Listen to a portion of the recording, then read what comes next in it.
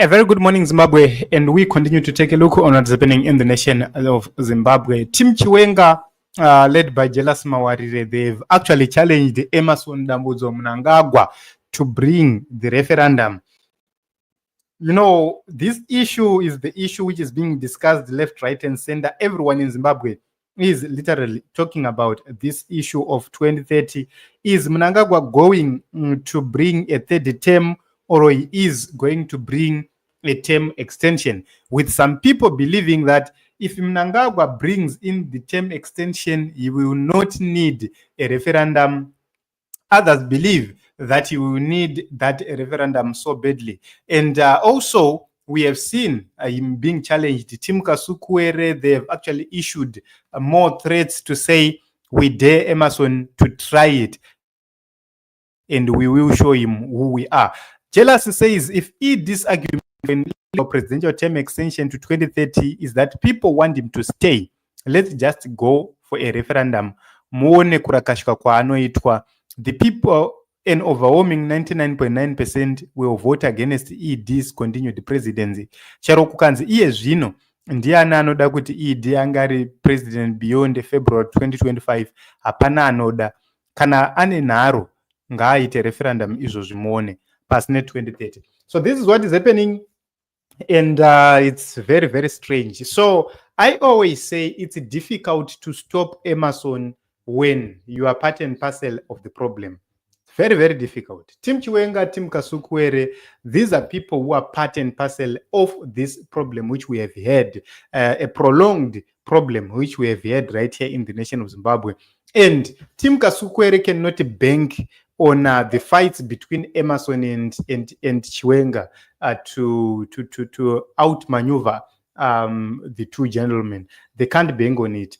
So it's very, very important to note that the politics of Zimbabwe right now, it's very difficult to maneuver in the political terrain if you are not Nelson Chamisa, if you are not Emerson. So it is the politics has become so bad that even people within ZANU-PF, if you ask them, Murugudani, they will say Tinoda Chamisa. Why? It's because they have actually realized that ED doesn't have anything to offer.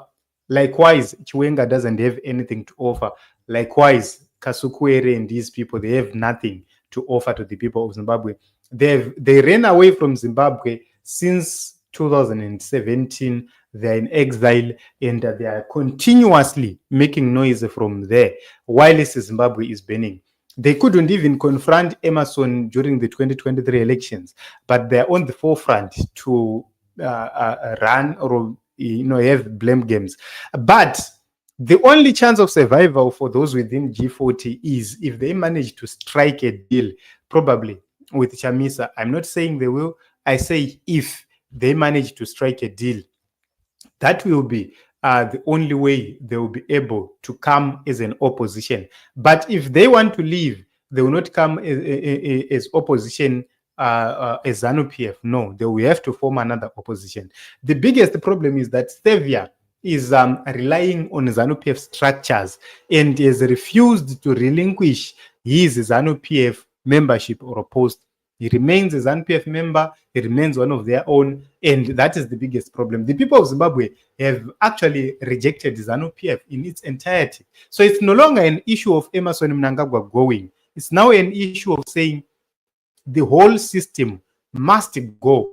The whole system must fall. That is the agenda. That is the campaign right now as we speak. So it's becoming very, very interesting as each day passes. And as we continue to look at what's happening in the nation of Zimbabwe, we need to be very, very cautious, and we need to actually accept that Emerson has failed, ZANU-PF has failed, and equally as the people, we need to take responsibility and we need to confront the system head on, because we cannot give everything to the politicians. We cannot relinquish our duty as citizens to politicians to act on our behalf.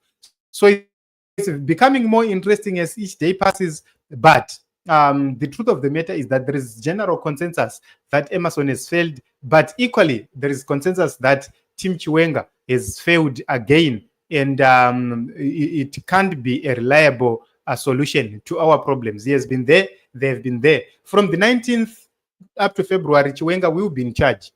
As the acting president, there are a lot of things he could influence. For example, Robert Mugabe, when he was president, refused to give a license to Econet of Strive Masiwa.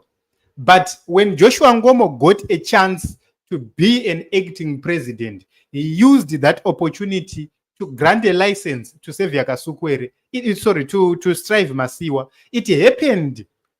And there is nothing Robert Mugabe could do when he returned. So that is what is called leadership. Look at Mohadi. What is he doing? Nothing. Look at Chiwenga. What is he doing? Nothing. They get into positions, they get into power, but they fail to utilize the advantages which they might have in their respective offices. So this is, I think, a common problem in our Zimbabwean politics, and we need to confront it as it is. We need to deal with it as it is. So thank you very much, everyone, for coming. We'll continue to look and see how everything is going to unfold. But forget about elections. I can tell you this. Forget about elections. Forget about reforms.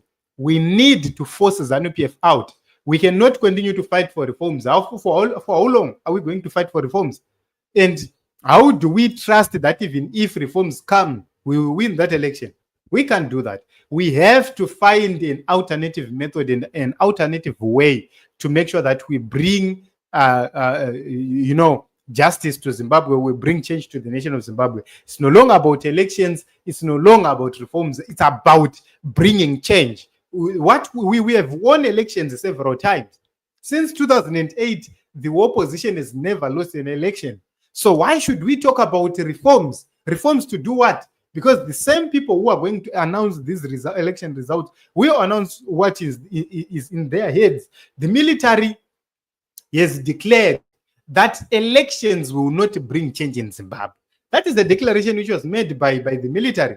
It doesn't need a reform. It just needs the people of Zimbabwe to force the military, to force ZANU-PF to accept the real leadership of Zimbabwe. That is what needs to happen. So if we don't have a conversation along those lines, then we are not ready for change. We're not ready for the discussion of change. Let us have this discussion and agree that the only way we are going to bring change right here in Zimbabwe is to force the military and ZANU-PF to leave power. That is what we need to do. The military must do its job as the army, as the military of the nation. They must not meddle in our politics. They must not be the referees of our politics. It can't happen like that. We cannot have the CIO interfering. We cannot have the police interfering. We cannot have the military interfering.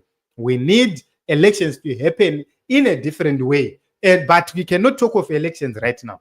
It will be a subject which we will talk about when we get power. That is when we start to talk about reforms. That is when we will start to set roles for the military, for the police, for the prisons, for the CIO, for the judiciary, after we have attained power, after we have obtained power. So now the only thing we can talk about, which is far lesser, will be a national transitional authority. Other than that, then we are wasting our time. So it is what it is, Team Zimbabwe. We wait to see how this team plan to outmaneuver each other, but I think we have highlighted key issues. So Kuda says the whole ZANU-PF must go. Is a good idea, but Chiwenga opinda azite. It will be bad to waste. Yes, I agree with you, my brother, and that is the honest truth. We cannot continue to have same things time and again. ZANU-PF has failed us for far too long. It's time for us to have genuine change. Thank you very much, everyone, for coming. Let us continue to meet in other episodes and other programs.